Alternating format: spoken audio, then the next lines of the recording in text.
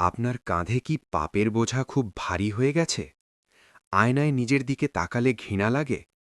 মনে হয় আমি এত খারাপ যে আল্লাহ আমাকে আর কোনোদিন মাফ করবেন না? যদি এমনটা ভাবেন, তবে আপনি শয়তানের সবচেয়ে বড় ফাঁদে পা দিয়েছেন। আপনার পাপ যদি পাহাড় সমানও হয়, তবু আল্লাহর রহমতের তুলনায় তা সাগরের বুকে এক ফোঁটা পানির মতো। সাগরে এক ফোঁটা কালি ফেললে সাগরের কি কোনো পরিবর্তন হয়? না। আল্লাহর রহমতের সাগরে আপনার পাপের অস্তিত্ব ঠিক তেমনই নগণ্য। আপনি কি ভাবছেন আল্লাহ আপনার ওপর রেগে আছেন? না, তিনি তো অপেক্ষা করছেন আপনি কখন ফিরবেন। রাসূল সাল্লাল্লাহু আলাইহি ওয়াসাল্লাম বলেছেন, তুমি যদি আল্লাহর দিকে হেঁটে আসো, আল্লাহ তোমার দিকে দৌড়ে আসবেন। তিনি আপনাকে শাস্তি দেওয়ার জন্যে বসে নিন, তিনি আপনাকে মাফ করার জন্যে বাহু বাড়িয়ে আছেন।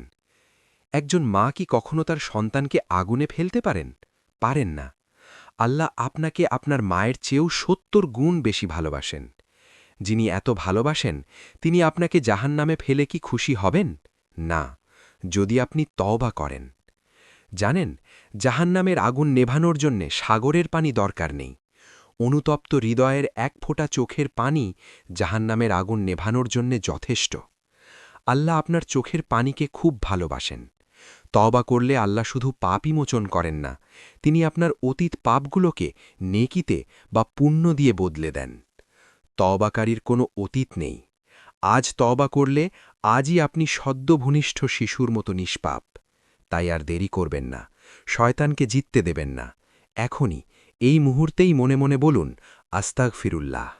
হে আল্লাহ, আমি ফিরে এসেছি, আমাকে কবুল করো।